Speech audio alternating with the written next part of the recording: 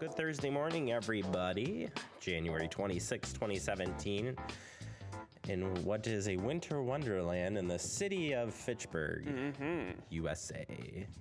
Hello, sick Jeremy here today, alongside Preston and Andrew. We're all here, we're all ready to go. I'm going to be breathing loud and hard today because it's all I can do. I'm excited for it. Yeah, lucky you and the audience today that get to put up with that. But yeah. Well, that was some very wet, heavy snow yesterday. I attempted to shovel just a little bit just to see. I have a snowblower, but I wanted to just see how bad. Yeah, I cannot imagine. It was heavy. Yeah. It was heavy stuff. Yeah, this morning I had like a solid half a foot of just a brick on all my windows. So it wasn't even like I could just scrape it off. You know, it was like the inside of a freezer. Like it was just this thick layer of hardened snow. It all came off as like one big piece, luckily for me. But yeah, I don't know. Our wiper blade on our new our vehicle is now worse off than it was because of a freezing yesterday and whatnot. But yeah, it was just a messy day yesterday. It was gross. I didn't enjoy it at all. Like, I was saying this to my girlfriend. I was like, even kids who have a snow day today, this isn't the kind of snow you can go out and enjoy. It is wet and disgusting and raining. Yep. Yeah, I threw a couple of snowballs at the dog yesterday. She tried and catch him in her mouth? She did catch him. She catched him and broke him in half. And she's smart. Nice. Yeah, so we had a little bit of fun out in the snow. There you go.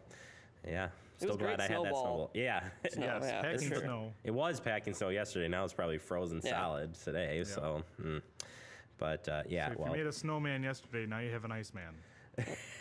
I stuck forever. Also, on my way from here, I witnessed a vehicular accident happen. And I was like, well, thank my lucky stars. I wasn't involved in that because they came right across my bow, to use nautical terms, Jeremy. It was close. It was close. They were rudderless. They're out there just floating around on the streets. In my personal opinion, that's all I got is my own personal opinion. They're going a little too fast for conditions. Yeah, well, now they don't have a bumper. So he goes. They lost their bow. That's exactly true. Wow. Nautical terms. I like that. Indeed. I like that. I think we'll move on. Okay. Float the ship. Yeah. Let's push it out to sea. Let's leave the port. Let's leave the port. All right. Headlines for today. We'll give you a snow update, of course. Recap a little bit of yesterday. And then, are you data safe, Preston? Oh. You know it. We're going to give you some tips here to stay safe when it comes to data online and everything in between. And then I also took a ride along yesterday with Mark Hodel. Lucky. Friend of the show, snowplow. So we'll take you inside what it's like out there in the elements. All right. So I'm excited to show you guys that. And then a little PB&J action, Green Juice Day. Fantastic. Tell you what that means. I don't know. It sounds interesting. But first, let's update you on the weather as it stands today. We have some rough estimates here on your totals. And it's kind of comes right through the middle of Fitchburg here on where it you got more maybe in the northwest part of the city, and southeast you got a little bit less. So this, if I'm recollecting correctly, this is slightly higher than I feel like what we were expecting almost. It bumped up the night going into it. So we kind of talked about maybe it went from 1 to 3.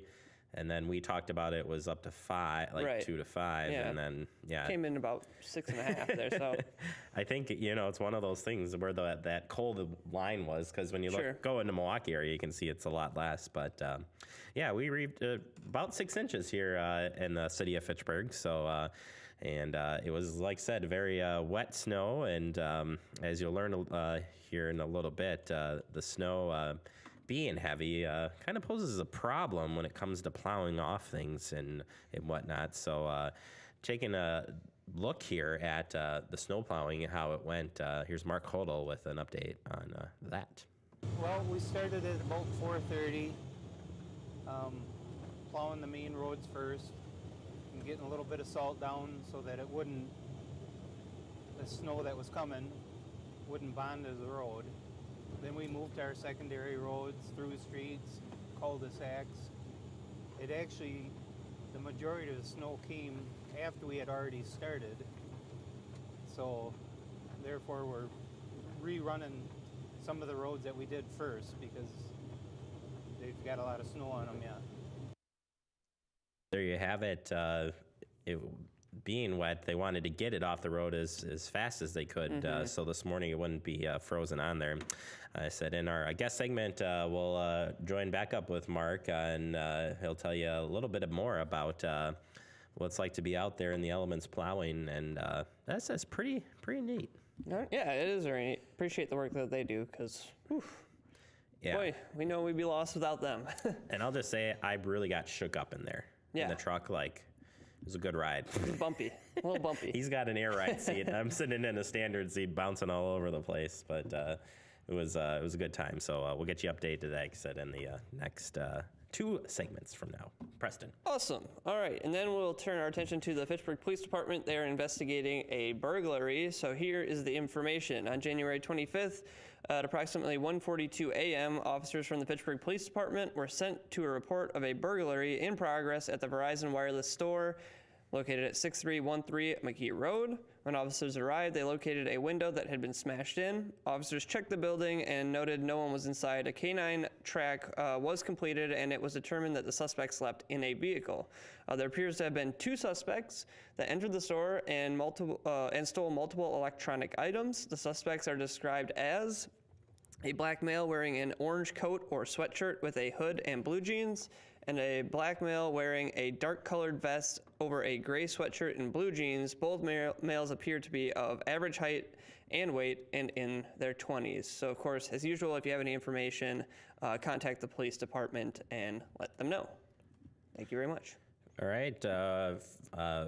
The Oregon Fire Department has a new fire chief. They're just next door to us, and it's Chief Linsmeyer, I believe, was officially sworn in as Chief of Oregon Area Fire and EMS District last night.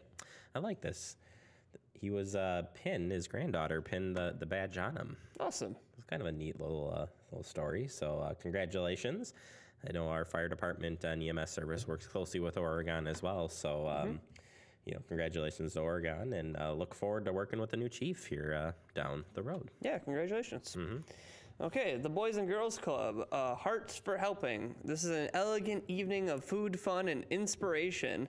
Tickets are still available for the 2017 Hearts for Helping event, with all proceeds going to academic and recreational programs that are supported by the Boys and Girls Club.